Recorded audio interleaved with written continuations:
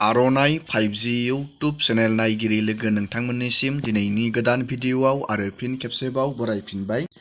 दिनैनि गोदान भिडिअआनो जाहैबाय प्रधान मन्त्रि आवास योजना ग्रामीण बेनि मोनसे बिग आपडेट लानानै फैदों, जाय बिथांमोना दासिमबो प्रधान मन्त्रि आवास योजना ग्रामीणनि जोहै सेन्ट्रेल गभर्नमेन्टनिफ्राय गामि ओनसोलाव पाक्कानि न' मोननो हायाखै। नोंथांमोननि थाखाय मोनसे मोजां खौरां, फैबाय थानाय सम नैबे 24 आरो 25 नि थाखाय बेयाव गोदानै सार्भे खालामनायनि मोनसे बिग आपडेट फोसावदों गभर्नमेन्टआ। थाबैनो नैबे सार्भेनि खामानिया जागोन। जाय बिथांमोना प्रधान मन्त्रि आवास योजना ग्रामीण बे प्रधान मन्त्रि आवास योजना ग्रामीणनिफ्राय पाक्कानि न' मोनाखै, नोंथांमोना बे सार्भेया जुदि जायो आरो बे सार्भेयाव नोंथाङा सायख'जायो, अब्ला नोंथाङा प्रधान मन्त्रि आवास योजना ग्रामीणनि जोहै पाक्कानि न' लुनो थाखाय नोंथाङा रां मोनगोन। 3 किस्तियाव नोंथाङा बे रांजों पाक्कानि न'खौ लुनानै लानांगोन। नाथाय बे प्रधान मन्त्रि आवास योजना ग्रामीण न'खौ मोननो थाखाय गोबां एलिजिबिलिटि क्राइटेरिया थानांगौ। बे न'खौ गामि ओनसोल थाग्रा गोरिब सुबुंफोरनोल' होयो। नाथाय गभर्नमेन्टआ एबारो बे प्रधान मन्त्रि आवास योजना ग्रामीणनि एलिजिबिलिटि क्राइटेरियाखौ गभर्नमेन्टआ चेन्ज खालामनानै होबाय। गोबां मानसिफोरानो बे प्रधान मन्त्रि आवास योजना ग्रामीणनि न'खौ एबारो 2024-25 मायथाइयाव मोननो हागोन। बेयाव माबायदि एलिजिबिलिटि क्राइटेरिया थानांगोन बेनि नोंथांमोननो आं मोनसे बिग आपडेट लानानै फैदों। लोगोसे नैबे प्रधान मन्त्रि आवास योजना ग्रामीणनि सार्भेनि आपडेटखौबो नोंथांमोननि गेजेराव सावरायगोन। बेनि सार्भेया माबायदि रोखोमै जायो आरो नोंथाङा माबायदि सार्भे बानाय जायोबाथाय नैबे प्रधान मन्त्रि आवास योजना ग्रामीणनि न'खौ मोननो हागोन, जोङो बेनि A to Z आपडेटखौ नायगोन।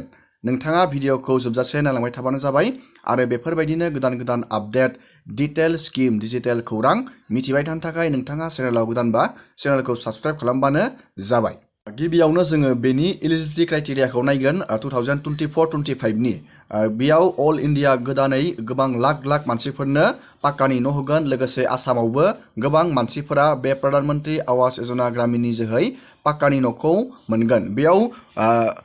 बेयाव पुराना जाय बिथांमोना न' मोनदों बिथांमोननि एलिजिबिलिटि क्राइटेरिया बेयाव गोबां जाय बिथांमोना पाक्कानि न' गैया, बेयाव इन्जुरनि न'आव थायो आरो हौवा थैजानाय हिन्जाव, सेपारेट हाबा जायि गार्लस हिन्जाव बिथांमोननोल' बे पाक्कानि न'खौ होयोमोन, प्रधान मन्त्रि आवास योजना ग्रामीणनि न'खौ होयोमोन।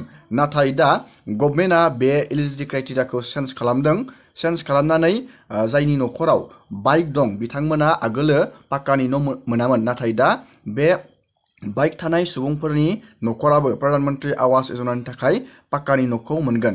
आरो जायनि न'खरा सिगाङाव 10,000 रांखौ मान्थलि खामायोमोन, नोंथांमोना बे प्रधान मन्त्रि आवास योजना ग्रामीणनि न'खौ मोनामोन। नाथाय दा नोंथाङा जुदि 15,000 रां खामायोब्लाबो नोंथाङा दा प्रधान मन्त्रि आवास योजना ग्रामीणनिफ्राय न'खौ मोननो हागोन। नोंथांमोना बुजिबाय? बेनि एलिजिबिलिटि क्राइटेरिया गोबां चेन्ज जादों। आरो नोंथाङा जुदि नोंथांनि न'आव, नोंथांनि न'खराव जुदि 5 बिगा जुदि नोंथाङा हा दं, गायग्रा हा दं, अब्लाबो नोंथाङा दा नैबे प्रधान मन्त्रि आवास योजना ग्रामीणनि बे न'खौ नोंथांमोना मोननो हासिगोन। बेनि एलिजिबिलिटि क्राइटेरिया चेन्ज जादों। जोङो बेनि आपडेटखौबो भिडिअनि जोबनायथिं नायगोन। दानिया जोङो सावरायगोन सार्भेया माबायदि रोखोमाव जागोन। सार्भेखौ गभर्नमेन्टआ नैबेयाव होगोन। नोंथांनि बे PCDC ब्लक लेभेलाव बेयाव मेम्बार सायख'ना होगोन। बे मेम्बारफोरा नोंथांनि गामि फैनानै नोंथांनिफ्राय बेयाव न'नि फटक लागोन, नोंथांनि फट' लागोन, बेफोरबायदि सार्भे खालामगोन। जाय बे मानसिया मोनथावथाव बिथांमोना मोनगोन आरो जायनिया बे एलिजिबिलिटि क्राइटेरिया मिलाया बिथांमोना मोननाय नङा। बेफोरबायदि सार्भेया जायो। नाथाय आसामनि CMआ इलेक्सननि केम्पेइनाव मोनसे मोजां सार्भेनि बाथ्रा बुंदोंमोन। बे सार्भेनि जोङो आपडेटखौबो नायगोन। बे सार्भेयाव जाय बिथांमोना गावबागावनि मबाइल फनजोंनो गावबागावनि न'नि सावगारि बेफोरबायदि फटक लानानै हगारोब्लानो बेयाव सार्भेया जागोन, बेफोरबायदि बाथ्रा बुंदोंमोन। जुदि बेफोरबायदि जायोब्लाथाय जोंनि गासैबो गोरिब सुबुंफोरा पाक्कानि न'खौ मोननो हागोन। बेफोरबायदि इलेक्सननि केम्पेइनाव CMआ बाथ्रा बुंदोंमोन। दानिया जोङो नायदिनि बे बाथ्राखौ माबायदि बुंदोंमोन। প্ৰধানমন্ত্ৰী আৱাস যোজনাৰ ঘৰ আমাক লাগে নে নালাগে? কাক কাক লাগে হাত দাঙকচোন। আচ্ছা, সবকে লাগে ঘৰ, কিন্তু জামেলাটো কি? ঘৰ পাবৰ কাৰণে আমি জিঅ' টেগিং কৰিব লাগে, হয়নে? আৰু পঞ্চায়তৰ মানুহ ভালো আছে, কিন্তু দুই এজন এনেকুৱা আছে মালটো নিদিলে জিঅ' টেকিং কৰি নিদিয়ে, হয়নে নহয়? পইচাটো লাগেই, হয়নে? সেইকাৰণে এইবাৰ আমি নতুন নিয়ম কৰিছো যে প্ৰধানমন্ত্ৰী আৱাস যোজনাৰ ঘৰৰ জিঅ' টেকিং এতিয়াৰ পৰা পঞ্চায়তে নকৰে, মহিলা আত্মসহায়ক গোটে কৰি দিব। মহিলা গ্ৰুপৰ প্ৰেচিডেণ্ট ছেক্ৰেটাৰীক মই ট্ৰেইনিং কৰিম আৰু তেওঁলোকে গৈ নিজৰ মেম্বাৰৰ ঘৰ নিজে জিঅ' টেকিং কৰি দিব। জামেলা শেষ, কোনেও পইচা খাব নোৱাৰে। আমাৰ মেইন কাম কি হ'ব লাগে? অসমত দালাল বিলাক শেষ কৰিব লাগে, হয়নে নহয়? দালাল শেষ হ'ব লাগে নে নাই? আগতকৈ অলপ দালাল কমিছে নে নাই? এতিয়া অলপতো কমিছে। 5 বছৰৰ ভিতৰত দালাল বিলাকক হয় শ্মশানত পঠাব লাগিব, নহলে কবৰস্থানত পঠাব লাগিব, হয়নে? এতিয়া জিঅ' টেকিঙৰ দালালিও এইবাৰ আমি বন্ধ কৰি দিম, যাতে গৰীব মানুহে নিজৰ ঘৰৰ জিঅ' টেকিং নিজে কৰিব পাৰে। হ'ব?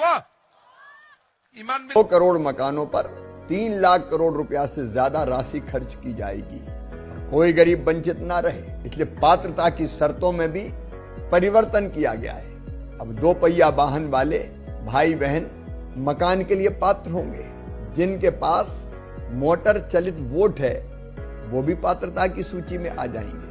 अभी तक 10,000 रुपया से अधिक आय अगर परिवार की होती थी तो इस योजना के अंतर्गत वो पात्र नहीं माने जाते थे, लेकिन अब 15,000 रुपया भी मासिक कमाते हैं तो उनके मकान भी बनाए जाएंगे।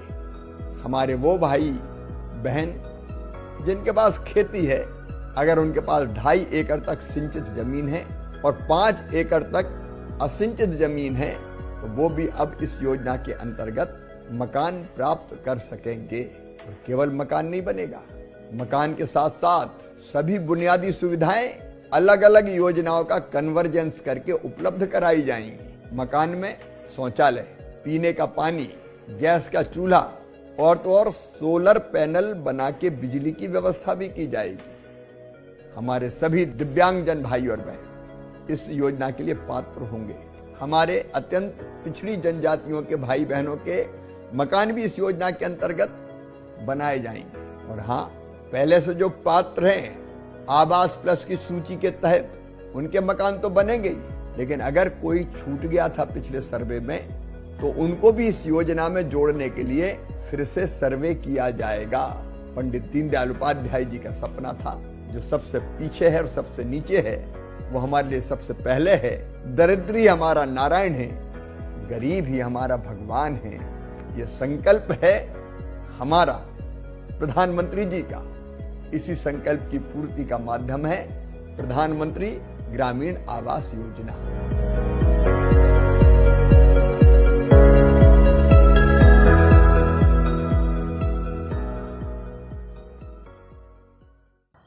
दानिया नोंथाङा बुजिबाय जानो हागौ प्रधानमंत्री आवास योजना ग्रामीणनि सार्वे आरो बेयाव नोंथाङा एप्लाइ खालामनो माबायदि एलिजिबिलिटी क्राइटेरिया नांगोन जोङो बेनि गासैबो डिटेल्सखौ मिथिनानै मोनबाय। दिनैनि भिडिअखौ आङो बेखिनियावनो फोजोबबाय।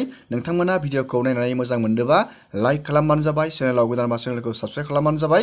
एसेनोसै दिनैनि भिडिअआ।